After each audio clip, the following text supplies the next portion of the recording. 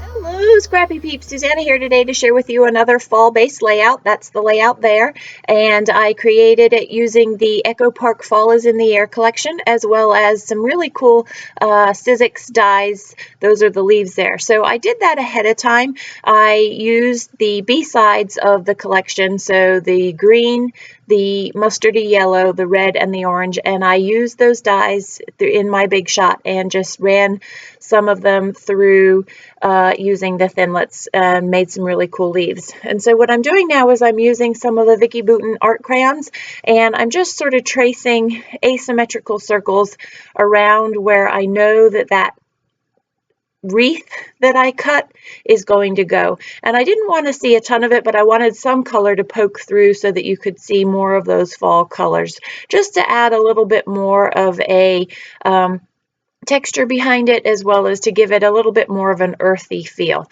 So that is a die cut. That is a Paige Evans wreath. I joke in the description here that I'm much better at making wreaths on paper than I am wreaths for the door. So I'm going to stick with what I'm good at and go with that.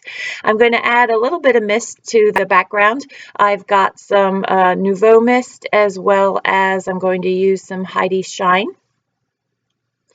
And that just adds, again, some earthy feel to it, makes it feel a little less clean.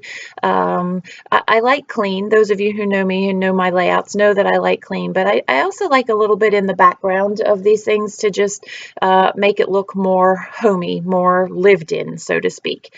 So I'm just going to arrange the leaves around these two pictures. These pictures are of my daughter.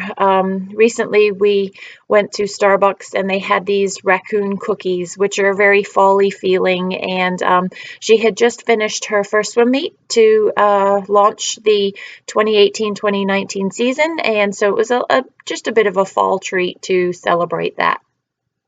So I have 3 clusters here. I like trios. It just provides balance against the page.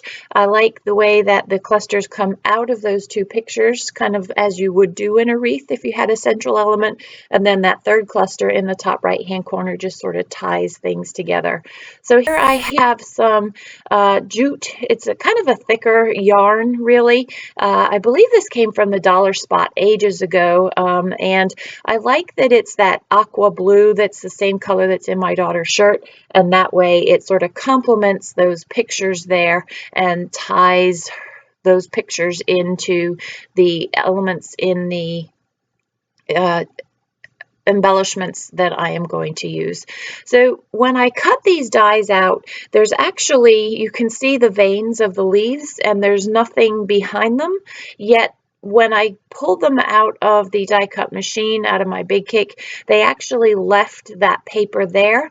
And in a way, this is going to be like fall in that I intentionally left the paper there, the backing, and it will probably shed as time goes by, but I liked the look of some of the veins being empty and some of them being full, so I kind of left it that way. Well, I didn't kind of, I did. I left it that way on purpose, just so that it kind of did have that fall feel, both literally and metaphorically. And someday the kids might find a page protector full of pieces of paper, and that's okay. So what I decided to do here was just put a strip of double-sided tape. It was going to be easier, and that way it wasn't going to pull off the backing of these leaves, and then I could just stick it down. So it was a super easy way of just getting that cluster of leaves adhered to the top of the wreath there. So you can see that green leaf had quite a few of the pieces that fell out when I was taking it out of the die cut. So that is one of the stickers from the sticker sheet from Echo Park, and it says Autumn, and I just wanted to use that as the title.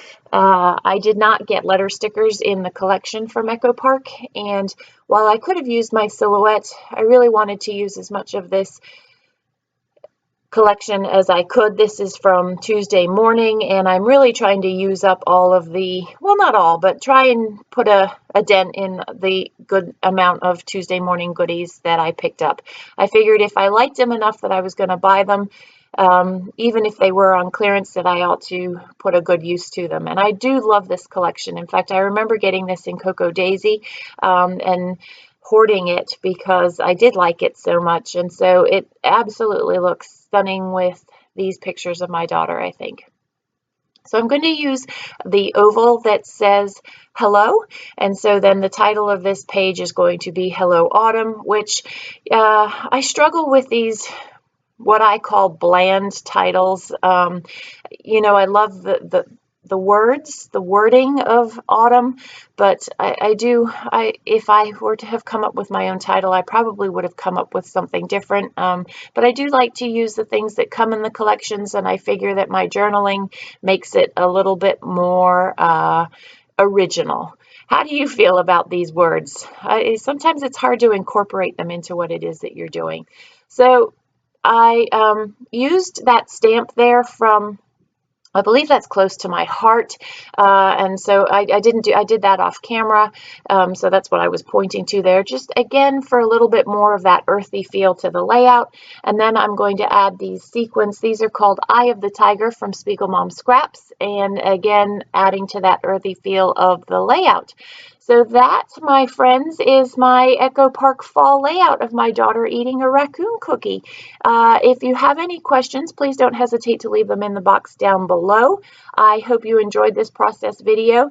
And for those of you who are stalking my channel for a double page spread, there is one coming up in about 2 weeks. Thanks for stopping in today. I hope you're doing well. Enjoy the close-ups. Take care.